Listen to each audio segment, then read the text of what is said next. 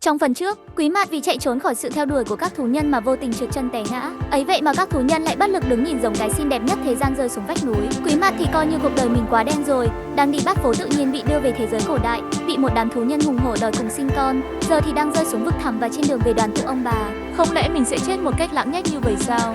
Hu hu, có ai cứu tôi không? Xẹt, phạch, bất ngờ một cơn gió lướt qua, từ đâu xuất hiện một đôi tay cờ bắp cuồn cuộn đỡ lấy Quý Mạt. Hú hồn chim én, mình được cứu rồi sao? Đội ơn thần linh.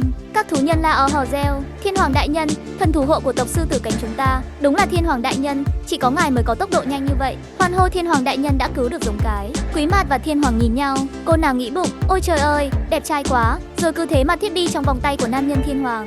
Thiên Hoàng vỗ cánh bay lên và đưa Quý Mạt về nghỉ ngơi. Trong khi Quý Mạt còn chưa tỉnh lại, thì thầy tế đang phải quỳ gối chịu tội trước mặt tộc trưởng. Con sư tử con nhà ngươi sao dám ép giống cái chọn phối ngẫu? Nếu Thiên Hoàng đại nhân không đến kịp thì sao hả? Tộc trưởng, ta cũng chỉ là vì quá nóng lòng và cũng chỉ muốn tốt cho bộ tộc chúng ta thôi ạ. Ngươi còn dám nói là muốn tốt cho bộ tộc, đây là đang hại bộ tộc thì có. Ngươi nên nhớ rằng ở đại lục thú nhân này, giống cái được quyền lựa chọn phối ngẫu, không một giống được nào được phép ép buộc, nghe rõ chưa? Ý chỉ của thú thầm mà ngươi cũng dám quên sao? Không dám ạ. Tộc trưởng liền vung gậy cho thầy tế một trận, mặc kệ lời van xin thảm thiết của hắn ta. Trong lúc đó, Thiên Hoàng vẫn đang mãi mê, say đắm ngắm nhìn vẻ đẹp tuyệt vời của Quý Mạt. Giống cái này lúc ngủ cũng thật đẹp. Quý Mạt sau một hồi hôn mê cũng bị đánh thức bởi tiếng ồn của tộc trưởng và thầy tế. Có chuyện gì xảy ra với mình vậy? Hình như mình bị rơi xuống vách núi và được một anh chàng đẹp trai cứu sống. Và sau đó thì thấy Quý Mạt đã tỉnh dậy, tộc trưởng liền bắt thầy tế nhanh chóng đến xin lỗi nàng. Mau đến tạ lỗi với giống cái, nếu không được nàng tha tội người sẽ biết tay ta. Thầy tế vội vã chạy đến trước mặt Quý Mạt. Quý Mạt thấy vậy liền hoảng sợ lùi lại. Lại là ông à, ông không được qua đây, tôi không muốn chọn phối ngẫu,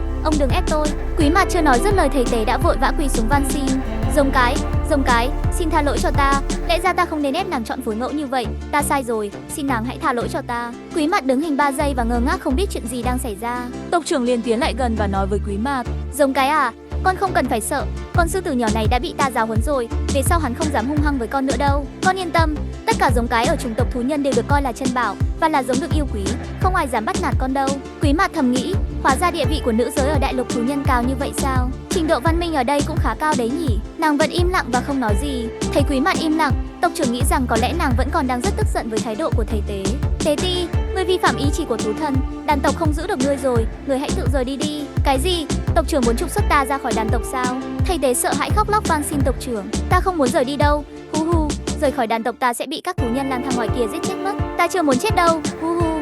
Giống cái vẫn còn đang rất tức giận, phải cho nàng một công đạo. Nếu ngươi không tự rời đi, ta sẽ bảo Thiên Hoàng ném người ra ngoài. Thiên Hoàng, tế ti hốt hoảng van xin, tộc trưởng ta sai rồi, bỏ qua cho ta lần này đi. Quý Mạt thấy bộ dạng thảm hại của thầy tế liền lên tiếng. Khoan đã, bỏ qua cho ông ấy đi, tôi không còn tức giận nữa rồi, là tôi vô ý rơi xuống vách núi, không liên quan gì đến ông ấy cả. Giống cái đã nói vậy thì ngươi sẽ tiếp tục ở lại đàn tộc, còn không mau tạ ơn giống cái. Thầy tế vội vàng quỳ gối dập đầu. Cảm ơn nàng, giống cái, thật sự cảm ơn nàng. Quý Mạt ngượng ngùng đáp, không cần phải tạ lễ như vậy đâu, ông đứng lên đi ạ. Thiên Hoàng nhìn Quý Mạt, giống cái này thật đẹp, lại còn rất lương thiện. Các người không được gọi tôi là giống cái, tôi có tên, tôi tên. Quý Mạt định đứng lên, giới thiệu bản thân cho các thú nhân, nào ngờ tấm chăn lông thú lại trơn quá, khiến cô trượt chân té ngã. Thiên Hoàng đứng bên cạnh hốt hoảng hét lớn, cẩn thận.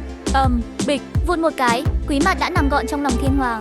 Thiên Hoàng nhìn Quý Mạt nhìn Thiên Hoàng, hai ánh mắt vô tình chạm nhau, tim đập thình thịch, tâm trí đắm say. Chuyện gì sẽ xảy ra sau giây phút say đắm nhìn nhau của Quý Mạt và Thiên Hoàng? Cuộc sống những ngày tiếp theo của Quý Mạt ở bộ tộc sư tử cánh sẽ như thế nào? Mời các bạn đón xem ở phần tiếp theo. Nhớ đăng ký kênh YouTube Ngôn Tình Truyện và bật chuông thông báo để theo dõi trọn bộ truyện thủ thế cùng Phi các bạn nhé.